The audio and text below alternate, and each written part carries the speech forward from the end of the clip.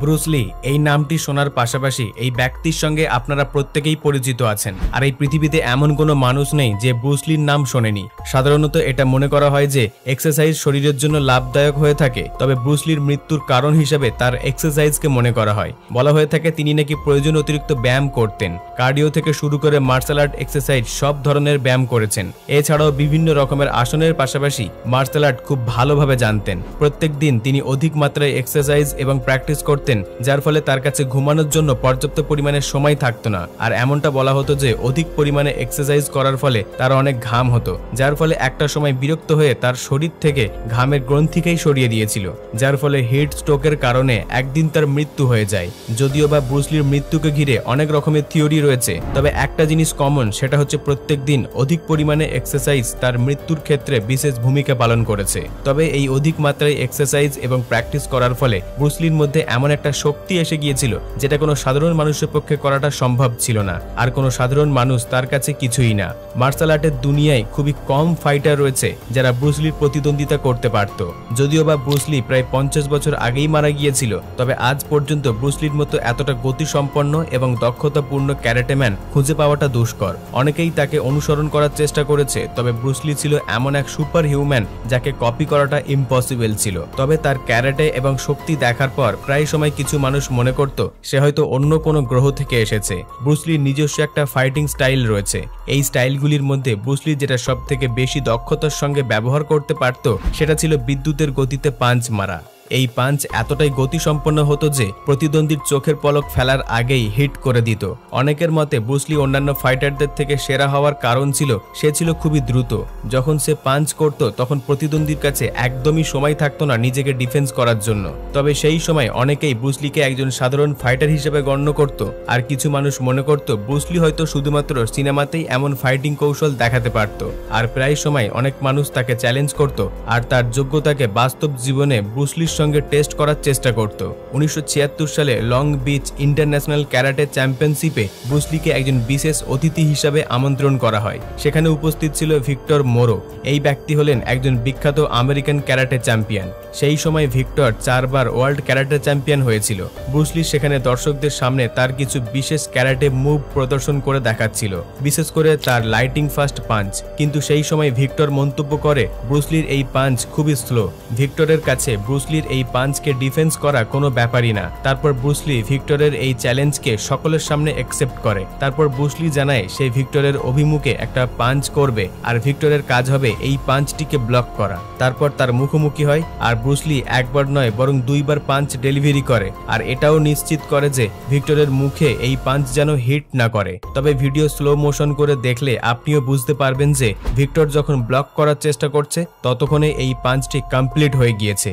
Bruce লি সারা জীবন একজন legendary martial art হিসাবে বেঁচে থাকার আরো একটি কারণ হলো সে এমন কিছু করে দেখাতে পারত যেটা দেখে বাকিরা ভাবতো এটা অসম্ভব।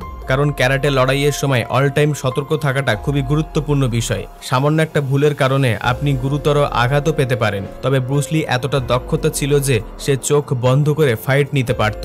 ব্রুস লির মৃত্যুর 2 বছর পূর্বে সে ক্যালিফোর্নিয়ার লং বিচে ক্যারাটে প্রদর্শন দেখতে গিয়েছিল। হঠাৎ করে তার এক বন্ধু তিয়া কুমোরা তাকে উপহাস করে বলে যদি ব্রুস লির চোখ বন্ধ করে ফাইট করে তাহলে সে তাকে হারিয়ে দিতে পারবে। তিয়া কুমোরা একজন আমেরিকান মার্শাল আর্ট ছিলেন, সেই সাথে ব্রুস লির একজন ক্লোজ ফ্রেন্ড। কুমোরার এই উপহাসটিকে ব্রুস লি সিরিয়াস নেয়। তারপর তারা দুজনে ফাইট শুরু করার পূর্বে ব্রুস লি একটি কালো কাপড়ের সাহায্যে তার চোখ বেঁধে দেয়। যখন ফাইট শুরু হয় তখন সেখানে থাকা সকল দর্শক হতবাক হয়ে যায়। ব্রুস লি চোখ বাঁধা অবস্থায় কুমোরাকে 2 বার মাটিতে ফেলে দেয়। যদি আপনি ভেবে থাকেন যে ব্রুস লি কেবলমাত্র ঘুষি মারাতেই সেরা ছিল তাহলে আপনি সম্পূর্ণ ভুল। কারণ ব্রুস লি বেশিরভাগ সময়টা হাতের মধ্যে কোনো কিছু না নিয়েই অর্থাৎ খালি হাতে এবং পায়ে ফাইট করত। অপর পাশে তার মানে এটা নয় যে সে কোনো অস্ত্রকে নিজের আয়ত্ত করতে পারেনি। যখন অস্ত্র দিয়ে ফাইট করার কথা উঠে আসে সর্বদা নিনচাক বাছাই করত। নিনচাক একটি traditional east India martial art tool. এটাকে 2টো কাঠ দিয়ে বানানো হয় আর মেটাল চেন বা দড়ি দিয়ে কানেক্ট করা থাকে। যদিও বা বেশিরভাগ ব্যক্তির কাছে এই নিনচাক আয়ত্ত করাটা খুবই কষ্টসাধ্যের কাজ, কিন্তু ব্রুস লি ছিল সম্পূর্ণ ব্যতিক্রমী। তবে এটা জানার জন্য এই ভিডিও ক্লিপটি একবার দেখুন। আপনি হয়তো ভাববেন এটা একটা ফাইটিং সিন, কিন্তু বাস্তবে ব্রুসলি তার নানচাক দিয়ে টেবিল টেনিস খেলছে। টেবিল টেনিস খেলার জন্য প্রয়োজনীয় শক্তি, দ্রুততা আর ফাস্ট হাতের মুভমেন্টের প্রয়োজন রয়েছে। অপোনেন্টের হাতে রয়েছে চওড়া ব্যাট, কিন্তু ব্রুসলি তার নানচাকের প্রতি এতটাই দক্ষতা অর্জন করেছে যে সে দুটি ব্যক্তির সঙ্গে এই টেবিল টেনিস খেলছে। যদি কোনো একটা বিষয়ে ব্রুসলি একটু বেশি ফেমাস হয়ে থাকে তাহলে সেটা হবে তার 1 ইঞ্চ পাঞ্চ।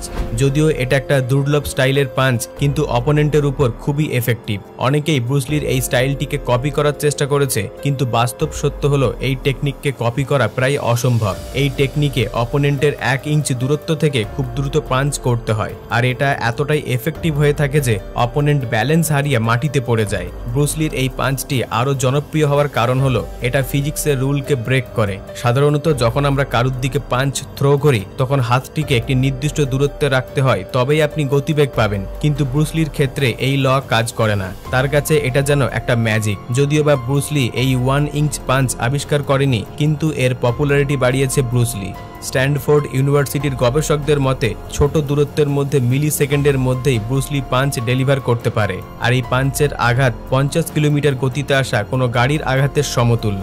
তাই এটাতে কোনো সন্দেহ নেই যে ব্রুসলি ছাড়া এই পাঞ্চ যে কোনো প্রস্তুত মানুষকে নিমেষের মধ্যেই অকেজো করে দিতে পারে। তাহলে এখন একবার আপনি কল্পনা করে দেখুন, ব্রুসলি তার এই পাঞ্চ দেওয়ার সময় যদি একটু বেশি দূরত্ব পেয়ে যায় তাহলে সেটা কতটা এফেক্টিভ হবে। যদিও বা বর্তমানে অনেকেই তার এই পাঞ্চটিকে কপি করার চেষ্টা করেছে, কিন্তু আজ পর্যন্ত ব্রুসলির এই পাঞ্চটিকে বিট করার মতো কেউ জন্মায়নি। আর এই কারণে তার 1 ইঞ্চ পাঞ্চটি মৃত্যুর 50 বছর পরেও আজ পর্যন্ত পপুলার হয়ে রয়েছে। ব্রুসলির আরও একটি কৃতিত্ব হলো যে 2 আঙুলের উপর ভর করে পুশ আপ দেওয়া। মনে করা হয় পুশ আপ হলো সবথেকে কঠিন একটা এক্সারসাইজ, কারণ এটা কাঁধ এবং পেট থেকে শুরু করে আপার বডি সমস্ত পেশিগুলিকে ব্যবহার করে। আমাদের অনেকেরই 10টার বেশি পুশ আপ দিতে গেলে হাল খারাপ হয়ে যায়, এরপর হাত পা কাঁপতে শুরু করে। তবে 2-1টি পুশ আপ দেওয়ার পর অনেকেই হাল ছেড়ে দেয়। তবে ব্রুসলির কাছে এটা যেন একেবারে জলভাত, যেন তার বাম হাতের কাজ। তবে এটা ভালো করে মনে রাখতে হবে যে ব্রুসলি কেবলমাত্র এক্সারসাইজ করত তার কোর শক্তিকে ধরে রাখার জন্য, আর বেশিরভাগ সময়টা ব্রুসলি কোনো সাধারণ জিনিসকে নিয়ে এমন চিন্তাধারা প্রকাশ করত যেটা বাকিদের জন্য একদমই অসম্ভব। বর্তমানে অনেকেই বিভিন্ন রকমের পুশ আপ দিয়ে থাকে এবং এটিকে নেক্সট লেভেলে নিয়ে যাওয়ার চেষ্টা করে। আবার অনেকে 1 হাত দিয়ে পুশ আপ দিয়ে থাকে, কিন্তু ব্রুসলির কাছে এগুলি কেবলমাত্র বাচ্চাদের খেলা, আর 2টি আঙুলে ভর দিয়ে সে খুব সহজে পুশ আপ দিতে পারে। আর এইভাবে সে 200 থেকে 300টিরও বেশি পুশ আপ দিতে সক্ষম ছিল, আর অনলি বুড়ো আঙুলের উপর ভর করে প্রায় 150টিরও বেশি পুশ আপ দিতে সক্ষম ছিল।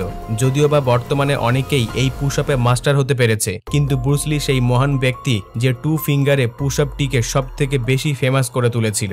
সে গোটা বিশ্বকে দেখিয়েছিল একজন সুপার হিউম্যান কতটা ক্ষমতার অধিকারী হতে পারে। তবে ছোট থেকেই ব্রুসলির স্বপ্ন ছিল সে একজন সবার সেরা ফাইটার হবে।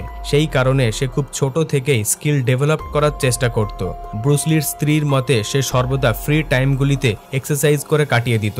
ফাইট করার সময় যে কোনো ব্যক্তির ফিজিক্যাল কন্ডিশন সর্বদা অ্যাক্টিভ থাকাটা দরকার, না হলে কিন্তু যে কোনো ব্যক্তি আপনাকে খুব সহজেই হারিয়ে দিতে পারে। এই কারণে ব্রুসলি কোর বডির উপর সব থেকে বেশি ফোকাস করত। কোর বডিকে শক্তিশালী করার জন্য সে নিজস্ব একটা টেকনিকে এক্সারসাইজ উদ্ভাবন করে, যার নাম দেয় ড্রাগন ফ্ল্যাগ। এটা খুবই অ্যাডভান্স একটা এক্সারসাইজ। এই এক্সারসাইজে ব্রুসলি একটি লম্বা বেঞ্চের উপর শুয়ে পড়তো, তারপর কাঁধের উপর ভর করে গোটা শরীর এবং বডিকে শূন্যে ভাসিয়ে দিত। তারপর কোনো ফ্ল্যাগের মতো বাতাসে ভাসত, আর ঘন্টার পর ঘন্টায় এই পজিশনে নিজেকে হোল্ড করে রাখত। ব্রুসলির এই ড্রাগন ফ্ল্যাগ ওয়ার্কআউটটি বর্তমানে অনেক ফেমাস হয়ে উঠেছে। এটা আমরা প্রত্যেকেই জানি একজন মার্শাল আর্ট হতে গেলে অনেক শক্তির অধিকারী হতে হয়। তবে 58 কেজি ওজনের এই ব্যক্তিটা যে কতটা শক্তির অধিকারী ছিল তা হয়তো আমার আপনার কল্পনার বাইরে। ব্রুসলির পাঞ্চের পাওয়ার ছিল 158 কেজি। সেই পাঞ্চ পাওয়ার বক্সিং চ্যাম্পিয়ন মোহাম্মদ আলীর সমান, কিন্তু ব্রুসলির ওয়েট ছিল মাত্র 58 কেজি। অথচ মোহাম্মদ আলীর ওজন ছিল ব্রুসলির ডাবল 117 কেজি। এখন হয়তো আপনি অনুমান করতে পারবেন ব্রুসলি কতটা শক্তিশালী ছিল। সাধারণ বডি বিল্ডাররা পাঞ্চ করার জন্য পাঞ্চিং ব্যাগ ব্যবহার করত, আর অন্য বডি বিল্ডারদের মতো ব্রুসলিও পাঞ্চিং ব্যাগ ব্যবহার করত, কিন্তু ব্রুসলি খুব দ্রুত এই ব্যাগগুলিকে ছিঁড়ে ফেলত, যার ফলে ব্রুসলি আরো ভারী এবং শক্তিশালী পাঞ্চিং ব্যাগে প্র্যাকটিস করত। সাধারণত নর্মাল পাঞ্চিং ব্যাগ 50 কেজি হয়ে থাকে, কিন্তু ব্রুসলির প্রয়োজন পড়ত 135 কেজির পাঞ্চিং ব্যাগ। এই ব্যাগগুলিতে আপনি কিক মেরে হয়তো 2 থেকে 3 ইঞ্চি, খুব বেশি 1 ফুট তুলতে পারবো, কিন্তু ব্রুসলি এই ব্যাগে পাঞ্চ দিয়ে শূন্যে ভাসিয়ে দিত। বন্ধুরা, এই ছিল ব্রুস লি সম্পর্কে কিছু অজানা তথ্য। ভিডিওটিকে লাইক দিয়ে আপনার সকল বন্ধু এবং আত্মীয় পরিজনকে শেয়ার করে দেবেন, আর নিচে কমেন্টে এ বিষয়ে কোনো মতামত থাকলে লিখে দেবেন। তবে আপনাদের মধ্যে যদি কেউ নতুন দর্শক হয়ে থাকেন তাহলে অদ্ভুত নলেজ চ্যানেলটিকে সাবস্ক্রাইব করে আমাদের পাশে থাকবেন। সর্বশেষে থ্যাঙ্কস ফর ওয়াচিং।